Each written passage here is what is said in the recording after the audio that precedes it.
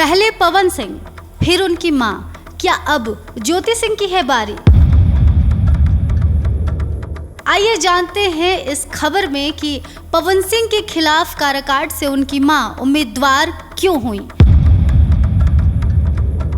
क्यों पवन सिंह की मां ने भी अपने बेटे के बाद काराकाट से ही निर्दलीय चुनाव लड़ने का फैसला किया, और क्या मां के बाद ज्योति सिंह भी काराकाट या किसी और क्षेत्र से चुनाव लड़ सकती हैं? आइए इन तमाम खबरों पे हम आपको जानकारी देते हैं।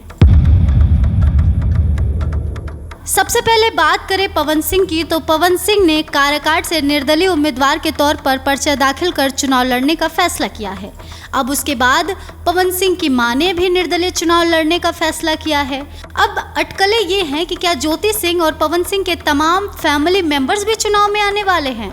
तो इसकी जानकारी में हम आपसे एक ही बात कहेंगे, नहीं, बिल्कुल नहीं। मंगलवार को पर्चा दाखिला का आखिरी दिन था। अब इसके बाद अगर कोई चुनाव लड़ना भी चाहे तो वो नहीं लड़ सकता। तो इस तरह से साफ हो गया है कि ज्योति सिंह कहीं से भी उम्मीदवार नहीं बन सकती, ना काराकाट से, ना किसी और क्षेत्र से, और ना ही पवन सिंह के कोई फैमिली मेंबर चुनावी मैदान में आ सकते हैं, ना ही कोई और। तो ये तो क्लियर हो गया कि पवन सिंह की पत्नी ज्योति सिंह या फिर उनके परिवार के कोई भी सदस्य चुनावी मैदान में नहीं आ सकते, क्योंकि चुनावी मैदान में आने के लिए अब समय शेष नहीं रहा। कल आखिरी दिन था पर्चा दाखिला का, यानी कि कल तक ही जिन लोगों को चुनाव लड़ना था वो पर्चा दाखिल कर सकते थे। अब इसके बाद सिर्फ वोटिंग होगी, अब नामांकन नहीं होगी। आगे बढ़ते हैं कि पवन सिंह की मां ने आखिर काराकाट से ही चुनाव लड़ने का फैसला क्यों किया, जबकि उनके बेटे ही खुद काराकाट से निर्दलीय उम्मीदवार हैं।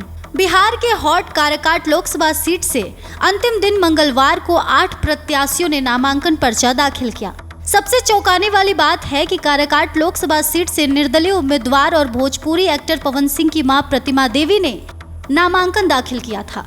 इसके पीछे का कारण तो अभी तक सामने नहीं आया है, लेकिन मीडिया रिपोर्ट्स के अनुसार पवन सिंह बीजेपी के सदस्य हैं और अभी तक उन्होंने पार्टी से बिना इस्तीफा दिए ही काराकाट लोकसभा सीट से निर्दलीय उम्मीदवार के रूप में नामांकन दाखिल कर दिया है। ऐसे में पार्टी की ओर से पवन सिंह के खिलाफ एक्शन लेना तय माना जा रहा है।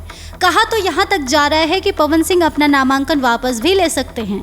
अटकलें लगाई जा रही है कि खुद पवन सिंह के कहने पर ही उनकी मां ने निर्दलीय उम्मीदवार के रूप में नामांकन दाखिल किया है।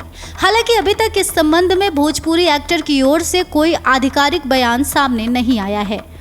बता दें कि पवन सिंह की मां प्रतिमा देवी मंगलवार को समर्थकों और प्रस्तावकों के साथ गुपचुप तरीके से पहुंची थी और नामांकन करके निकल गई। आखिरी दिन उनके नामांकन किए जाने पर कई तरह के सवाल खड़े हो रहे हैं। वो लोकसभा क्षेत्र में जनसंपर्क कर रही हैं और अपने लिए वोट मांग रही हैं। अब सवाल ये खड़ा हो रहा है कि भोजपुरी अभिनेता पवन सिंह की मां अपने ही बेटे के खिलाफ क्या चुनाव लड़ेंगी। एक दिन पहले सोमवार 13 मई को डेहरी में एक कार्यक्रम में पहुंचे बिहार सरकार में मंत्री और बीजेपी नेता प्रेम कुमार ने चेतावनी देते हुए कहा था कि पवन सिंह के खिलाफ पार्टी एक्शन लेगी। प्रेम कुमार ने साफ कहा था कि यदि पवन सिंह ने अपना नामांकन वापस नहीं लिया तो उनके खिलाफ पार्टी की ओर से कड़ा एक्शन लिया जाएगा। कयास लगाया जा रहा है कि इन सब बातों को लेकर पवन सिंह ने खुद अपनी मां को काराकाट सीट से निर्दलीय प्रत्याशी के रूप में नामांकन दाखिल करने को कहा होगा। गौरतलब है कि काराकाट लोकसभा सीट पर एनडीए की ओर से उपेंद्र कुशवाहा चुनाव लड़ रहे हैं। पवन सिंह का मुकाबला कुशवाहा के साथ माना जा रहा है। 7वें और अंतिम चरण के तहत काराकाट सीट पर 1 जून को मतदान होगा। अब 1 जून को ये फैसला होगा कि काराकाट का भविष्य किसके हाथ में है, पवन सिंह के हाथ में या उपेंद्र कुशवाहा के हाथ में या फिर पवन सिंह की मां के हाथ में। इन तमाम खबरों पर आपकी क्या है राय, कमेंट सेक्शन में जरूर बताएं और इस तरह के तमाम अपडेट्स से जुड़े रहने के लिए करारा न्यूज़ डे एंड नाइट को सब्सक्राइब करना ना भूलें।